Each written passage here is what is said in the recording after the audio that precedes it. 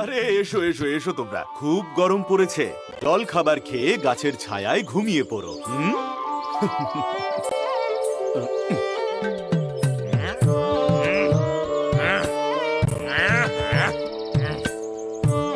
আরে বলি, এসব হচ্ছেটা কি?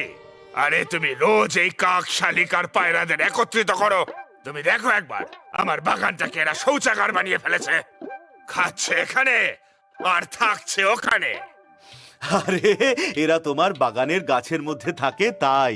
একদিন আমি এই গাছটাকেই কেটে ফেলবো। উপরওয়ালার নামে কিছু দাও বাবা, তার বদলে উপরওয়ালাও তোমাকে কিছু দেবেন। আরে বেরো তো তুমি এখন এখান থেকে, কোনো কাজ নেই, সকাল সকাল চলে আসে ভিক্ষা করতে। আরে যাও যাও, বেরো এখান থেকে। উপরওয়ালা তোমার মঙ্গল করুন। উপরওয়ালার নামে কিছু দাও বাবা। এই নিন বাবা, এতদিন পরে এলেন। হ্যাঁ বাবা, অসুস্থ ছিলাম যে।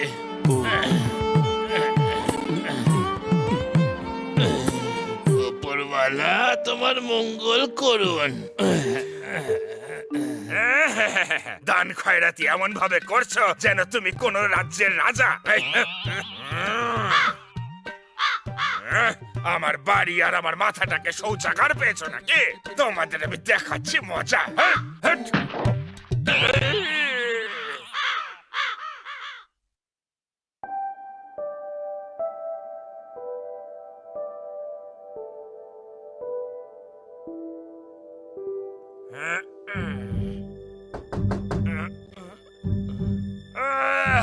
তো রাতে আবার কে রে বাবা? দাদা, দরজাটা একটু খুলবেন?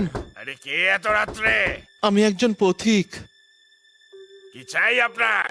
আমি রাস্তা ভুল করে ফেলেছি। তো আমি কি করব? রাতটা কাটানোর জন্য আশ্রয় চাই। সকাল হতেই আমি চলে যাব। আরে চুপচাপ চলে যান তো এখান থেকে। আমার বাড়িটা কি পান্থ নিবাস নাকি? হ্যাঁ, আমি কোনো অচেনা লোককে কোনো সাহায্য করি না। যান এখান থেকে, যান।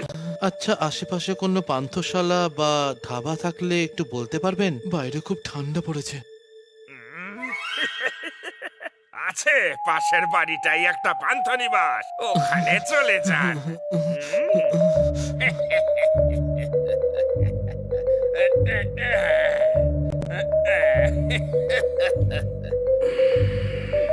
কেউ আছেন? একটু দরজা খুলবেন? কেউ আছেন? শুনছেন? আপনি কে ভাই? এত রাতে আপনি কি করছেন এখানে? আমি একজন পথিক, রাস্তা হারিয়ে ফেলেছি। রাতটুকু কাটানোর জন্য একটা আশ্রয় দরকার। সকাল হলেই আমি চলে যাব। আরে হ্যাঁ হ্যাঁ, আসুন আসুন, রাতও অনেক হয়েছে, ঠান্ডাও ভীষণ পড়েছে, আর আশেপাশে পান্থশালাও নেই। ভেতরে আসুন আসুন।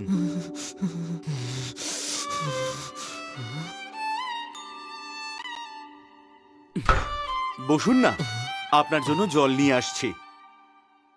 পাশের বাড়ির ভদ্রলোক বললেন এটা নাকি পান্থশালা। বিনীত, ও না সত্যি। আপনি আপনার বাড়িতে আমায় আশ্রয় দিলেন, আপনাকে অনেক ধন্যবাদ দাদা। আরে ধন্যবাদের কিছু নেই। মানুষ মানুষকে সাহায্য করবে না তো কে করবে বলুন?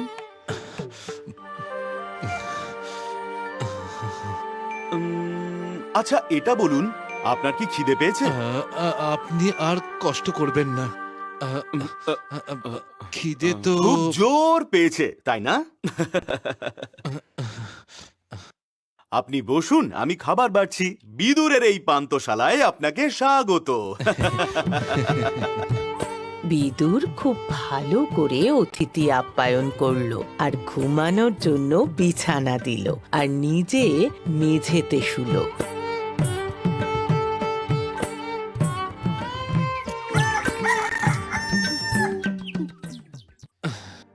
আরে কি, আপনি যাওয়ার জন্য তৈরিও হয়ে গেছেন? আপনি আমাকে আপনার বাড়িতে আশ্রয় দিলেন, আপনার বিছানায় শুতে দিলেন, খাবার খাওয়ালেন। আপনার কাছে আমি চিরকৃতজ্ঞ। আপনাকে ধন্যবাদ বন্ধু। ধন্যবাদের প্রয়োজন নেই বন্ধু। আপনিও কখনো কাউকে সাহায্য করে দেবেন, হিসেব সমান সমান হয়ে যাবে। এই নিন, এই দুটো উপহার আপনার জন্য। এদের ব্যবহার তখন করবেন যখন খুব প্রয়োজন পড়বে। আর হ্যাঁ, লোভ করবেন না যেন, যতটা প্রয়োজন হবে ততটাই নেবেন। আচ্ছা, বিদায় বন্ধু, আবার দেখা হবে। ও আ, উ। মনে হচ্ছে উনি আমার সাথে মজা করলেন। এই কাপড় দিয়ে ঘাম মুছতে আর এই জাগটা দিয়ে জল খাওয়া ছাড়া আর এমন কি কাজে লাগবে আমার? বিদুর সেই কাপড় আর জগটাকে ঘরের এক কোণে রেখে দিল। সেই বছরটা বিদুরের খুব খারাপ কাটলো। ওর ফসল ভালো হলো না, কোনো রোজগারও হলো না, আর যে টাকা জমিয়েছিল সেটাও শেষ হয়ে গেল। তখনও ভাবলো যে শহরে গিয়ে চাকরি করবে। ও শহরে যাওয়ার জন্য প্রস্তুত হলো, দেখলো বাইরে খুব রোদ। তখন বিদুর ভাবলো যে মাথা ঢাকার জন্য একটা কাপড় নেবে। বাড়ির ভেতর ঢুকে বিদুর কাপড় খুঁজছিল। তখন সে দেখতে পেল ওই কাপড়টা কোথায় রাখলাম? ও, এই তো। আরে এটার মধ্যে তো ভীষণ ধুলো।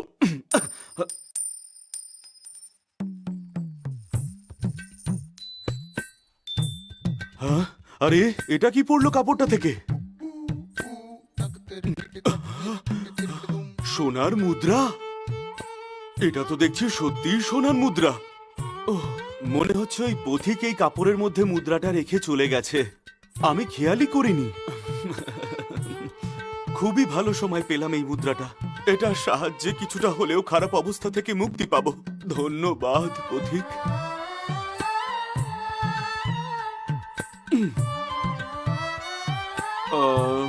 বাড়ির জিনিসপত্র আর পাখিদের জন্য শস্য তো নেওয়া হলো।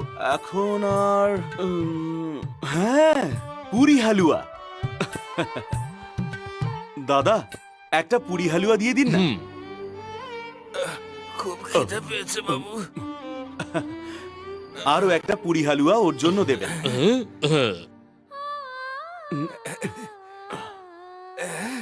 ধন্যবাদ বাবু, ঈশ্বর আপনাকে আরো বড় করুন। ধন্যবাদ।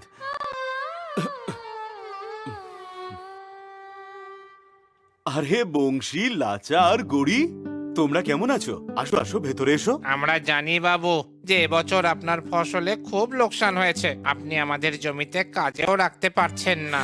আমাদের এত বড় পরিবার, কিন্তু খাবার কিচ্ছু নেই। বাচ্চারা সকাল থেকে কিচ্ছু খায়নি। যদি আপনি আমাদের কিছু সাহায্য করেন তাহলে। তোমরা এটা রাখো, কিছু খাবার জিনিস আছে। আর এখানেই থেকো, আমি এক্ষুনি আসছি, ঠিক আছে?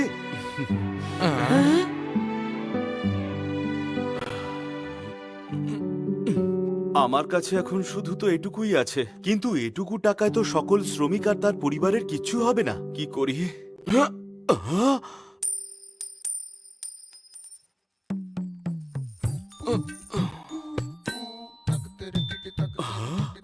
এ তো সোনার মুদ্রা দেওয়ার কাপড়।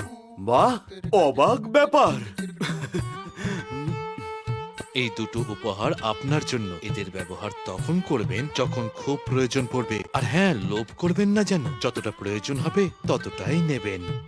এবার বুঝলাম, যখনই প্রয়োজন হয় তখন এই কাপড়টা ঝাড়লেই সোনার মুদ্রা পড়ে। খুব বুঝে শুনে এর ব্যবহার করতে হবে আমায়। এই নাও বাজার, আমি এক সপ্তাহের খাবারের জিনিসপত্র দিয়ে দিচ্ছি, ঠিক আছে? এসো তোমরা, আর কালকে সকালে ঠিক চলে আসবে কাজে। কাল আবার নতুন করে কাজ শুরু করব চাষের। ঠিক আছে বাবু, এবার থেকে আমরা আরো পরিশ্রম করব। বাকিদেরকেও জানিয়ে দিও। আপনাকে অনেক ধন্যবাদ বাবু। বিদুর সেই সোনার টাকাগুলো সঠিকভাবে ব্যবহার করলো। নিজের ক্ষেতে আরো বেশি করে লোক দিয়ে কাজ করালো, যাতে তারা সচ্ছলভাবে দিন কাটাতে পারে। ও সবাইকে সাহায্য করতে লাগলো। এতে গ্রামে তার নাম ছড়িয়ে পড়লো। ধীরে ধীরে বিদুরের কাজ আরো বেড়ে গেল, আর ও ধনী হয়ে গেল। নিজের পরিশ্রমে, সেই সোনার টাকা দিয়ে নয়। কিন্তু বিদুরের প্রভাব প্রতিপত্তি দেখে বিনি হিংসে জ্বলে পড়ে ছাই হয়ে গেল। ওর দ্বারা কিচ্ছু হলো না।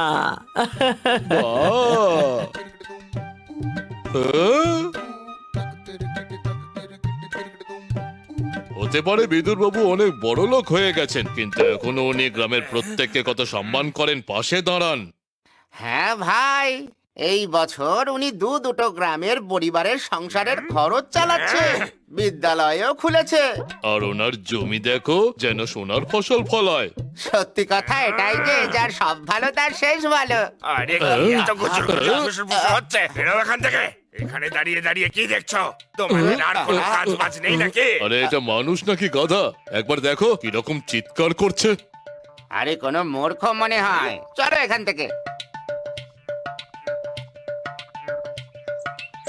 আরে এই বিদুর কি করে এত বড় লোক হয়ে গেল? এত গরিব ছিল, নিশ্চয়ই কোনো রহস্য আছে, খোঁজ নিয়ে দেখতে হবে।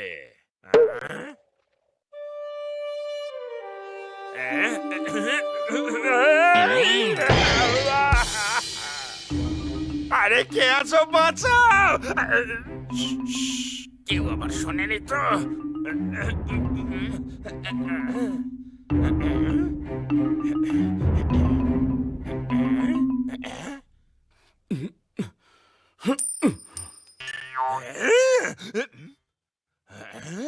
আচ্ছা, তাহলে এই কথা। তাহলে এই রহস্য লুকিয়ে আছে আর বড় লোক হওয়ার পিছনে। আচ্ছা চাঁদু,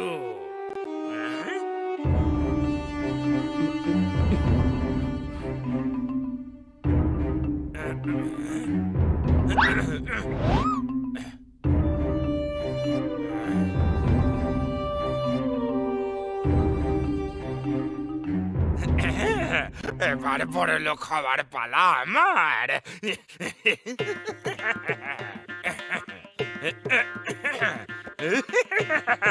ওরে বাবা, পড়ে গেলাম রে।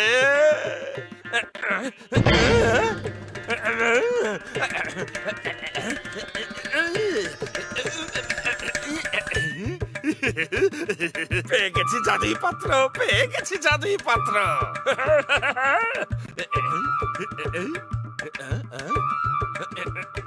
এই কি হচ্ছে? বেরো সোনার মুদ্রা, বেরো বেরো বেরো বেরো বেরো। মনে হচ্ছে চতুর বিদুর কাপড়ের সব মুদ্রা নিয়ে নিয়েছে। এমনও হতে পারে যে কাল আবার এই কাপড় থেকে সোনার মুদ্রা বেরোবে, আর এই পাত্র সোনার উপহার হিরে জহরতের জিনিসে ভরে যাবে। এটা আমি নিয়ে যাই, বিদুরের সোনার দিন এখানেই শেষ হয়ে যাবে।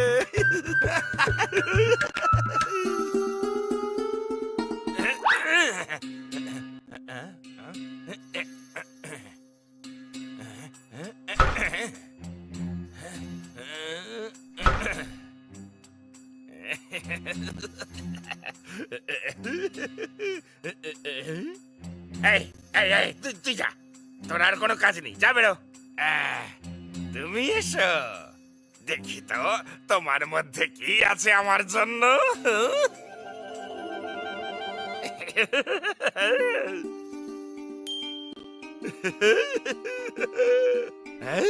আরে বাহ, কি সুন্দর রং! আমি আজ পর্যন্ত এরকম আপেল দেখিনি। বাবা বাবা বাবা, এটা খাবো নাকি খাবো না? আগে কোন একটা মন্ত্র পড়ে নিজের ইচ্ছেটা বলি। হোকাস ফোকাস গিলি গিলি, আপেল খেতে বড় মজা, আর আমি যেন হয়ে যাই সব থেকে বড় রাজা।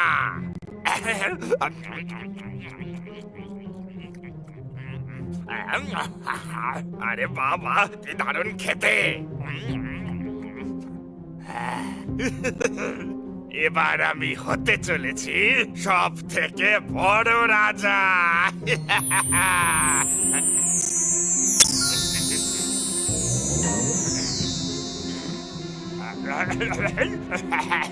কেমন যেন একটা লাগছে আমার, মনে হচ্ছে আমি এখন রাজা হচ্ছি। এবার আমি তোকে দেখাচ্ছি তোর আনন্দের দিন শেষ।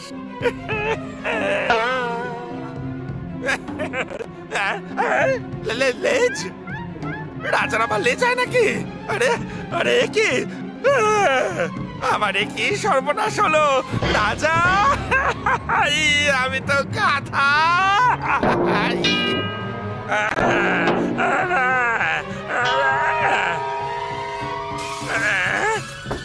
কি হয়েছে বিনীত? বিনীত, বিনীত! হ্যাঁ,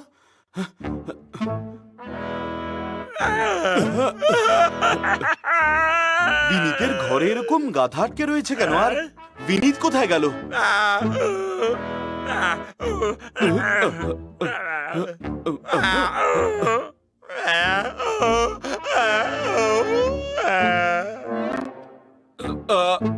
তুমি কি এই জাগের জন্য এরকম হয়ে গেছো? তুমি কি বিনীত? হ্যাঁ,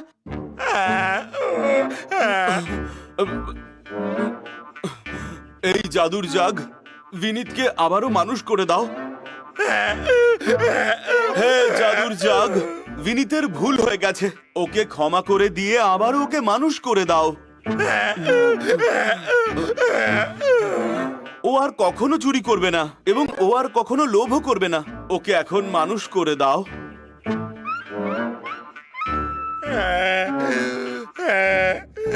বিদুর শত চেষ্টা করেও বিনীতকে মানুষ রূপে ফিরিয়ে আনতে পারল না। বিদুর বিনীতকে চুরির সম্পর্কে কিচ্ছু জিজ্ঞেস করেনি। ও সব সময় ওর পাশে ছিল। বিদুর খুব দয়ালু ছিল। ও গাধারূপী বিনীতকে তার বাড়িতে নিয়ে এলো। তাকে জল দিত, খেতে দিত, শোয়ার জন্য ভালো বিছানা দিত, তার সাথে ভালোভাবে কথা বলতো, তার খেয়াল রাখতো। বিনীত ধীরে ধীরে এটা বুঝতে পেরেছিল যে বিদুরকে সে হিংসে করত, সেই বিদুরই যদি না থাকতো তাহলে তার কি অবস্থাই না হতো। কোনো জমিতে হয়তো গাধা হয়ে খাটতে হতো। এইভাবে অনেক দিন কেটে গেল। আর একদিন বিদুর হঠাৎ করে সেই অতিথিকে দেখতে পেল।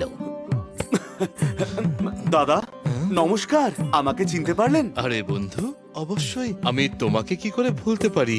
আমিও আপনাকে ভুলতে পারবো না। দয়া করে আপনি আমার বাড়িতে চলুন, আপনার সঙ্গে একটা খুব জরুরি কাজ আছে। তোমার কথা আমাকে অবশ্যই মানতে হবে। চলো যাওয়া যাক। আপনি আমার প্রতিবেশী বিনীতকে যে করেই হোক মানুষ রূপে ফিরিয়ে আনুন না।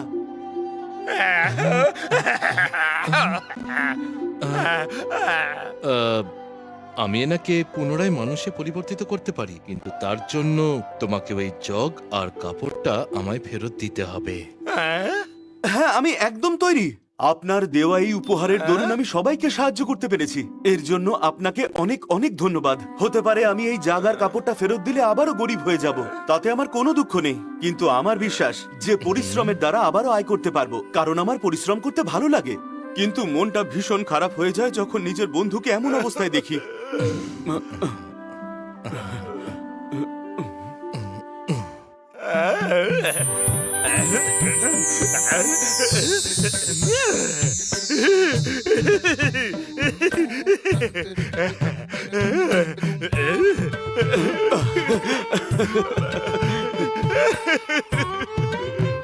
ভাই, তোমার এই ঋণ আমি কিভাবে শোধ করব?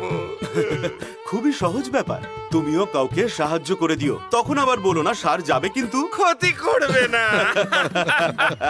এরপর বিদুর আর বিনীত একসাথে গরিবদের সাহায্য করতে লাগলো। তাদের জীবনে কোনো বিপদ আসলে তারা দুজনে একসাথে সেটা কাটিয়ে উঠতো, প্রকৃত বন্ধুর মতো।